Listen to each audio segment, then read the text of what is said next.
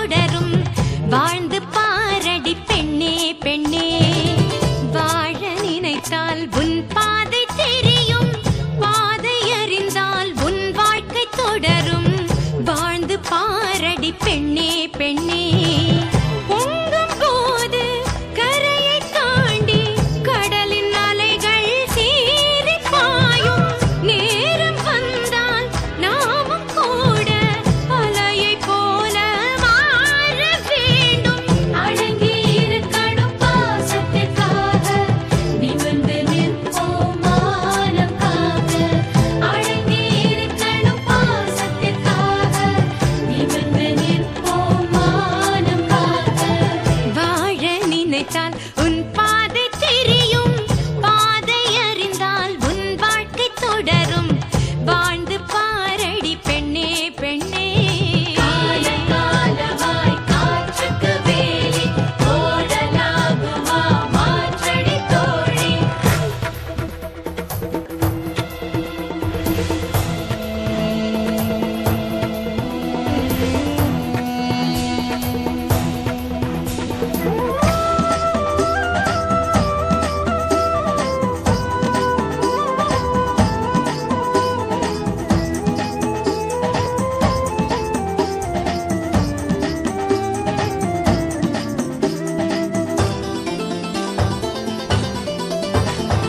பெண்களின் இதயம் அன்பின் ஊற்று கண்களின் வழியே அன்பை காட்டு தோளின் மீது ஏறும் சுமைகள் யாவும் தாங்கும் பலம் வருமே ஒவ்வொரு உறவும் உன்னை ஏற்று உன் வழி நடந்திடும் பண்பை ஊட்டு வாழும் வாழ்க்கை வேதமாகும் வானம் பூமி வசப்படுமே உண்மையும் பெண்மையும் தோற்பதில்லை தோற்கும் போது அதை எதிர்த்திட நீ உண்மையும் பெண்மையும் தோற்பதில்லை தோற்கும் போது அதை எதிர்த்திட நீ பாவம் பார்த்தால் நியாயமில்லை பூவும் முள்ளாக மாற வேண்டும் அடங்கி இருக்கணும் பாசத்திற்காக நிமிர்ந்து நிற்போம் மானம் காக்க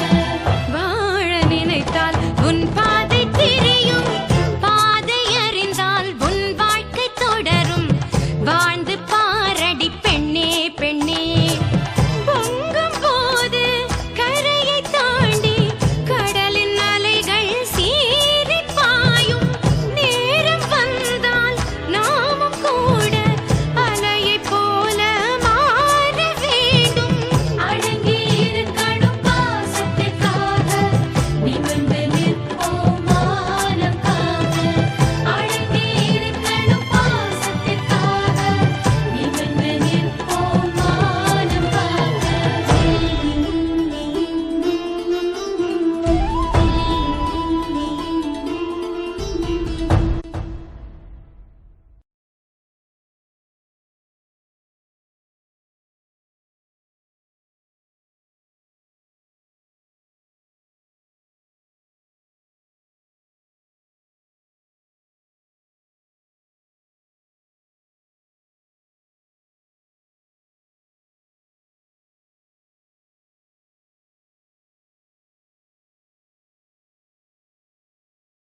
ஒரு பேக்கெட் சால்ட் கொடுங்க.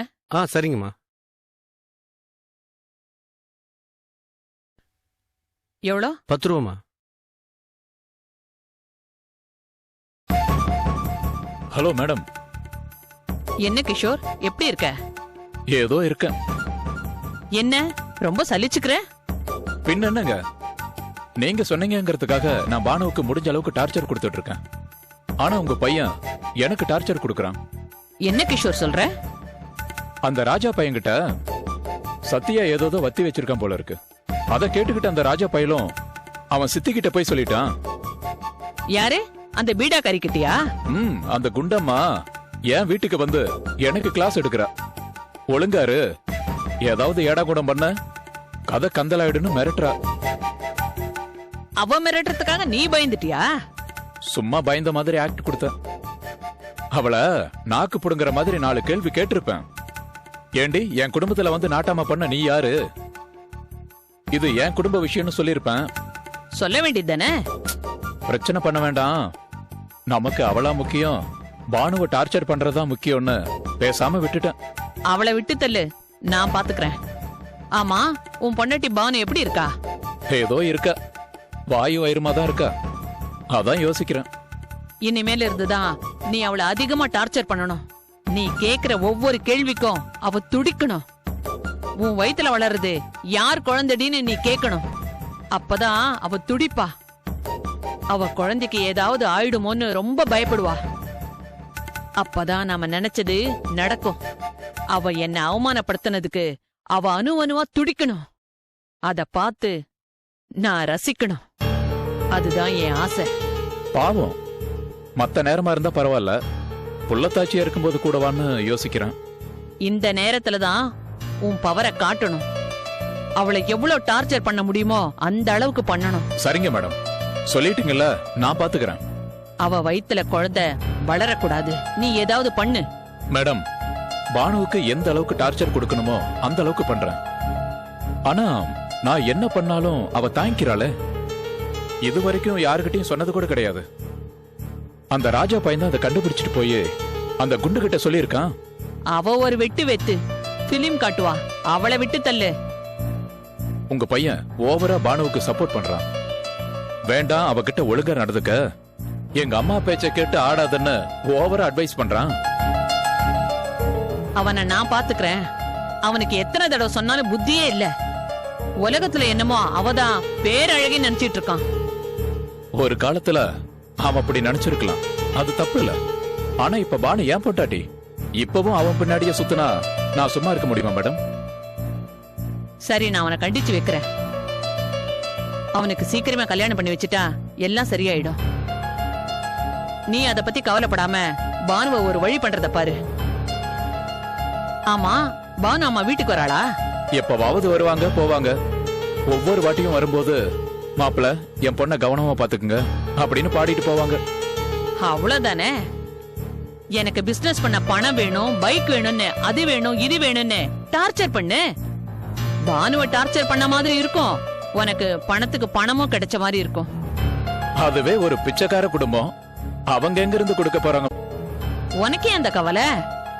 4 இடத்துல கடன் வாங்கட்டும். பொண்ணு நல்லா வாழணும்னா தலையை அடகு வச்சா செய்யட்டும். நமக்கு என்ன வந்தது? நம்மள பொறுத்தவரை அந்த பானு அணுவா துடிக்கணும். என்னவோ எவ்வளவு அவமானப்படுத்தினா அத நினைச்சு அவ துடிக்கணும். அத பத்தி நீங்க கவலைப்படாதீங்க.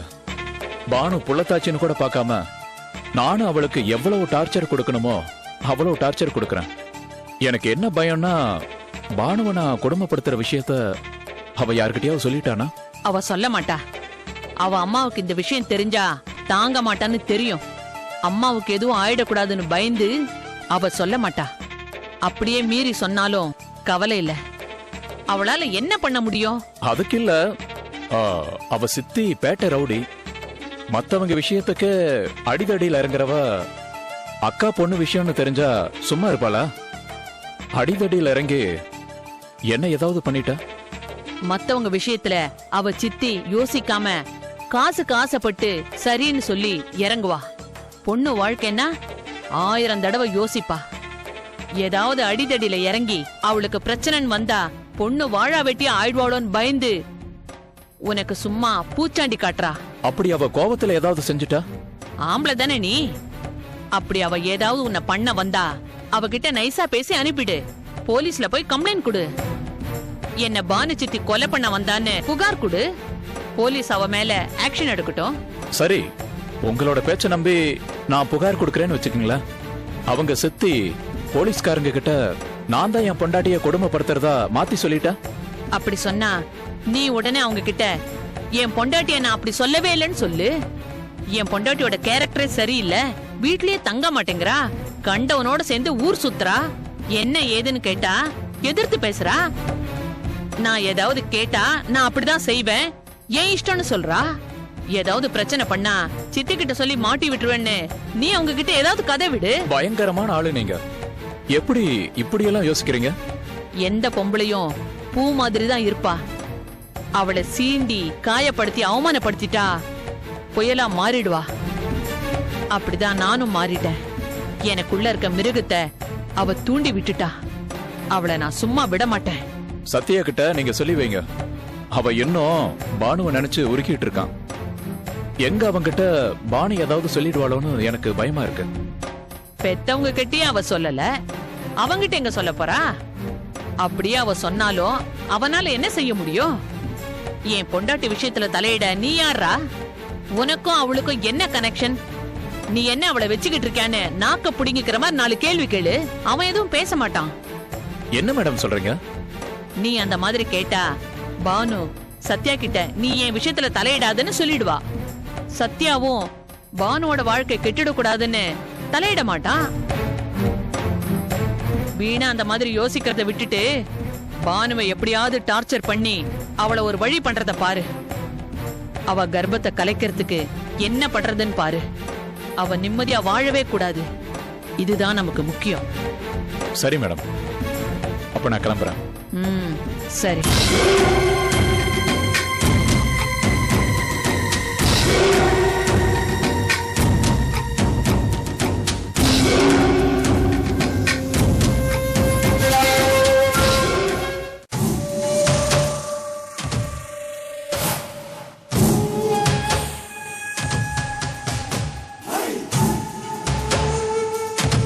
அண்ணா வணக்கண்ணா.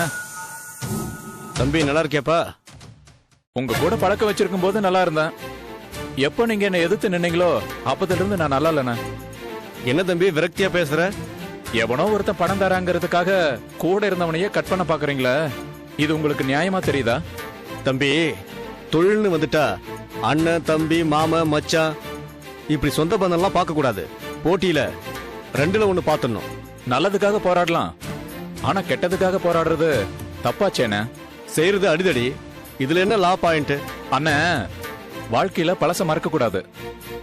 காசுக்காக நாம அடிதடியில இறங்கலாம், ஆனா கூட்டாளிகளை காலி பண்ணிட்டு நிக்கிறது தப்புன்னு. எந்த பிரச்சனையும் ஒத்து போயிட்டா பிரச்சனையே இல்ல, ஒத்து போகாதனாலதான் பிரச்சனையே. என்ன விட அந்த எம்டி பெருசா போயிட்டான்ல. காசுக்காக மாத்தி பேசுறது எனக்கு பழக்கம் இல்ல. எனக்குன்னு ஒரு வழி இருக்கு. அதுல என் கூட வந்துட்டா நான் போய்கிட்டே இருப்பேன். எனக்கு எதிரா பழி போட்டா நான் போட்டு தள்ளிட்டு போய்கிட்டே இருப்பேன். உங்கள மாதிரி நானும் இந்த தொழில கொட்டை போட்டவன் தான். உங்கள மாதிரி எனக்கும் பேச தெரியுண்ண. சரி, என்ன விஷயம்? அண்ணா, அடுத்தவங்களை காப்பாத்துறதுக்காக நாம ஆபத்தான தொழில செய்யறோம். அவங்க செஞ்ச தப்ப மறைச்சு அவங்க நிம்மதியா வாழ்றதுக்கு நம்ம உசுர கொடுத்து போராடுறோம். ஆனா நம்ம கதை என்ன? இந்த தொழில பாதுகாப்பு இல்ல. தடி எடுத்தவன் எல்லாம் தண்டல்காரங்கிறான். கொலை பண்றது, கொள்ளையடிக்கிறது, இதெல்லாம் ஹீரோயிசமா ஆயிப்போச்சு. விசுவாசங்கிறதே இல்ல. தம்பி, விசுவாசத்தை பத்தி நீ பேசாத. நீ இந்த தொழிலுக்கு வர்றது ஓகே, ஆனா நீயும் உங்க அண்ணன் சிவா மாதிரி பேசாத. இப்படி வரவும் போறவன்லாம் நம்ம தொழில சேர்ந்துட்டா அப்புறம் நாம எப்படி தொழில் பண்றது? ஒருத்தன மாதிரி ஒருத்தர் இருக்க மாட்டான். உன் அண்ணன் நானும் ஒன்னா இருந்தப்ப இந்த ஏரியாவுல நம்மள தட்டிக்காக யாரும் இல்ல. இப்ப நானும் அவனும் பிரிஞ்சு போனதுனால கண்ட கழுதிங்கெல்லாம் நமக்கு கருத்து சொல்லுதுங்க. ஆனா எதுவானாலும் நம்ம மன விட்டு பேசிட்டா எந்த பிரச்சனையும் இல்ல. ஆளாளுக்கு பிரச்சனை பண்றதுனாலதான் எல்லா பிரச்சனையும் வருது. அந்த எம்டியை நம்பி நம்ம எந்த காரியத்தை செய்யக்கூடாது. அவன் பணக்காரன், கையில நிறைய காசு இருக்கு. தூக்கி விட்டு எறிஞ்சா நம்மள மாதிரி 4 பேர் வருவான். அவனுக்கு பிரச்சனை இல்லாம இருக்கிறதுக்காக நமக்குள்ள சண்டையை மூட்டி விட்டு அவன் ஈஸியா எஸ்கேப் ஆயிடுவான். அதான் யோசிக்காம நம்ம யாரும் எந்த முடிவுக்கும் வரக்கூடாது. இப்பதான் என்கிட்ட கட் அண்ட் ரேட்டா பேசுனீங்க, இப்போ ஒரு தினுசா பேசுறீங்க. எவனோ ஒருத்தனை போட்டு தள்ளணும்னு பணத்தை கொடுத்திருந்தா ஒரு டேட் பிக்ஸ் பண்ணி போட்டு தள்ளிருப்பேன். ஆனா கூட பழகினவனையே போட்டு தள்ளணும்னு சொல்லும்போது மனசுக்கு ரொம்ப கஷ்டமா இருக்கு. என்னென்ன சொல்றீங்க? அந்த எம்டி சாதாரண ஆள் இல்ல, நம்மளை விட உலக மகா கிரிமினல். என்ன, நம்மள மாதிரி கோதாவில இறங்கி 2ல 1 பாக்குற தில்லு அவங்கிட்ட கிடையாது. கையில ரிமோட் வச்சுக்கிட்டு நினைச்சதை சாதிக்கிறது தான் அவனோட புத்தி. ஆமாண்ண, நம்ம பணத்துக்காக வேலை பார்த்தா ஒவ்வொரு வாட்டியும் ஒரு ரேட்டு வச்சிருந்தோம். ஆனா அந்த எம்டி அப்படி இல்ல. பேசுனதுக்கு மேல அள்ளி அள்ளி தரங்குறான். எந்த பணக்காரனும் காசு விஷயத்துல கராரா இருப்பான். ஆனா இவன் நம்ம கேட்காமலே போட்டு தரேங்கிறான். இப்போ நான் ஒரு 10 லட்சம் ரூபாய் கேட்டேன், 50 லட்சம் ரூபாய் தராங்கிறான். 50 லட்சம் தேவையில்லைன்னு அப்ப 1 கோடி வாங்கிக்கங்கிறான். ஆனா நம்ம கிட்ட கராரா பேசி கராரா நடக்கிறோம் மட்டும்தான் சரியான ஆளு. ஆனா அவன் அரசியல்வாதி மாதிரி அண்ட புழுகு ஆகாச புழுகு பேசுறான். தம்பி, ஒரு விஷயம் சொன்னா ஷாக் ஆயிடுவ. சொல்லக்கூடாதுதான், ஆனா சொல்ல வேண்டிய கட்டாயம் வந்துருச்சு. என்னன்னு அது? மூச்சுக்கு 300 தடவை அண்ணன் அண்ணன்னு என்கிட்ட நீ பாசமா இருக்கிறதுனால தான் சொல்றேன். அந்த எம்டி உன்னையே போட்டு தள்ள சொல்லிட்டான்.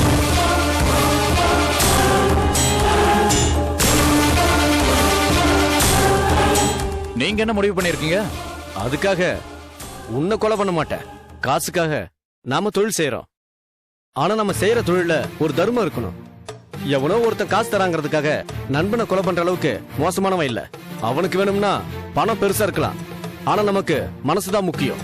ஆமாண்ணே, பாசத்தை பெருசா நினைச்சிருந்தா கட்டின பொண்டாட்டிய போட்டு தள்ள நினைப்பானா? பணம் தான் வாழ்க்கையில பெருசுன்னு நினைக்கிறான். தம்பி, அவனோட புத்தி நல்லா தெரிஞ்சு போச்சு. எவன் பிரச்சனை பண்றானோ அவனை தீர்த்து கட்டிட்டா பிரச்சனை முடிஞ்சு போயிடும் நினைக்கிறான். ஆனா பிரச்சனையே அதுக்கப்புறம் தான் அதிகமாகுது. அது அவனுக்கு தெரியல. இன்னைக்கு காசுக்காக உங்ககிட்ட என்ன போட்டு தள்ள சொல்லியிருக்கான். நாளைக்கு நீங்க ஏதாவது பிரச்சனை பண்ணா உங்களை போட்டு தள்ள மாட்டான்னு என்ன நிச்சயம்? கரெக்டா சொன்ன தம்பி. நான் நினைச்சேன், நீ சொல்லிட்ட. அவன் பணத்தால எதையும் சாதிக்க முடியும்னு நினைக்கிறான். ஆனா நம்ம தனித்தனியா அவங்கிட்ட மோதுறதுனாலதான் அவங்கள வச்சே கேம் ஆடுறான். ஆமாண்ண, வேலைக்காரங்க தனித்தனியா இருந்தாதான் முதலாளி நிம்மதியா இருப்பான். எல்லா வேலைக்காரங்களும் ஒன்னா சேர்ந்துட்டா அவனால நிம்மதியாவே இருக்க முடியாது. ஒத்துமையா இருந்தா உயர்வுன்னு சும்மாவா சொன்னாங்க? அண்ணா, அளவுக்கு அதிகமா காசை சேர்த்திட்டா நம்ம என்ன பண்ண போறோம்? இருக்கிற வரைக்கும் நல்லா அனுபவிச்சுட்டு நிம்மதியா போய் சேரணும். வரும்போது என்னத்தை கொண்டு வந்தோம், போகும்போது என்னத்தை கொண்டு போக போறோம்? அவ ஆடுற ஆட்டத்துக்கெல்லாம் நாம ஆட முடியாது. நாம ஸ்டடியா இருந்தா யாரும் எதுவும் பண்ண முடியாது. ஆமாண்ண, நம்ம செய்யற தொழில நம்ம தப்பு செஞ்சா நம்ம மனசாட்சிய நம்மள கொன்னுடும். கரெக்டா சொன்ன தம்பி. தாய் தகப்ப இருந்திருந்தா நாம படிச்சு நல்ல நிலைமைக்கு வந்திருப்போம். இப்படி அனாதையா தெரிய மாட்டோம். அண்ணே, அனாதைன்னு என்ன வச்சுட்டு சொல்லாதீங்கண்ணா. நான் செத்தா நீங்க தூக்கி போடுங்க, நீங்க செத்தா நான் தூக்கி போடுறேண்ணே. நாம அனாதை இல்லைண்ணே. டேய் தம்பி, இவ்வளவு நல்ல மனசு உள்ளவன அந்த படுபாவி உன்னை கொல்ல சொன்னாடா. முதல்ல அந்த எம்டிய போட்டு தள்ளணும்டா. அவனை போட்டு தள்ளுறதுனால நமக்கு என்னென்ன ஆதாயம்? ஆடுற மாட்ட ஆடிதான் கறக்கணும். அவன் போற போக்குலயே விட்டு எவ்வளவு கறக்க முடியுமோ அவ்வளவு கறந்துட்டு நாம நைஸா எஸ்கேப் ஆயிடலாம். தம்பி, இனிமே நீ நானும் ஒண்ணு. இனிமே நம்மள பிரிக்கிற சக்தி அந்த கடவுளுக்கு கூட கிடையாது. 2 நாளா மனசுக்கு ரொம்ப கவலையா இருந்தது, தவிச்சுக்கிட்டு இருந்தேன். இப்பதான் பாரம்லாம் குறைஞ்சு நிம்மதியா இருக்கேன். எனக்கு அப்படிதானே. அண்ணா, நான் ஏதாவது கோவமா பேசியிருந்தா என்ன மன்னிச்சிருண்ண. எதையும் மனசுல வச்சுக்காதானே. டேய் விடுறா தம்பி. அப்ப நம்ம 2 பேரும் ஆளுக்கு ஒரு பக்கமா இருந்தோம். இப்பதான் 2 பேரும் ஒண்ணா ஆயிட்டோம்ல. வாடா தம்பி.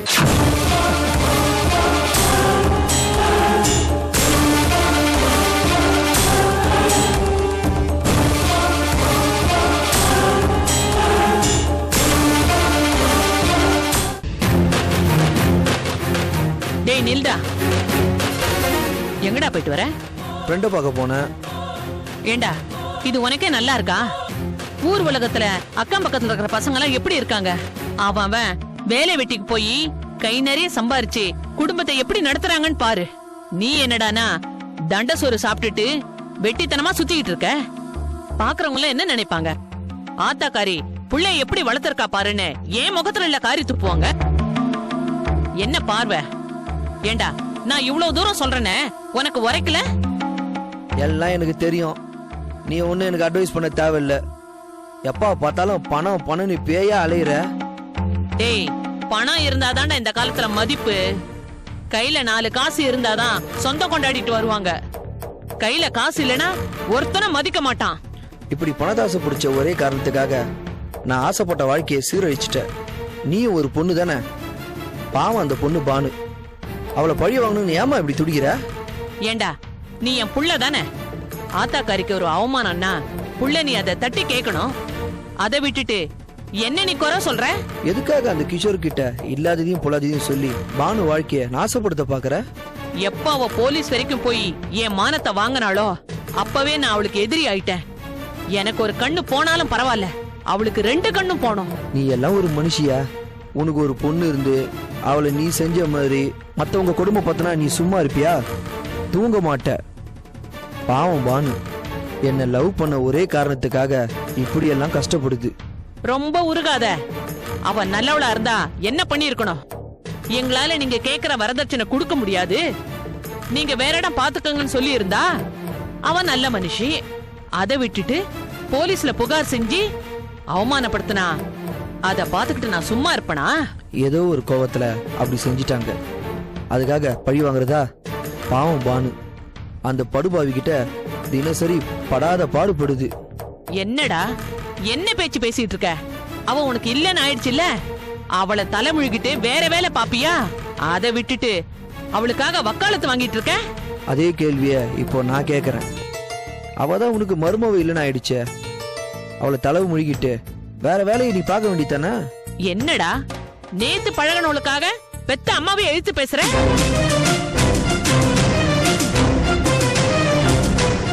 வாழ நினைத்தால் உன் பாதை தெரியும், பாதை அறிந்தால் உன் வாழ்க்கை தொடரும். வாழ்ந்து பாரடி பெண்ணே பெண்ணே, வாழ நினைத்தால் உன் பாதை தெரியும், பாதை அறிந்தால் உன் வாழ்க்கை தொடரும். வாழ்ந்து பாரடி பெண்ணே பெண்ணே, பொங்கும் போது கரையை தாண்டி கடலின் அலைகள் சீறி பாயும். கல்யாணி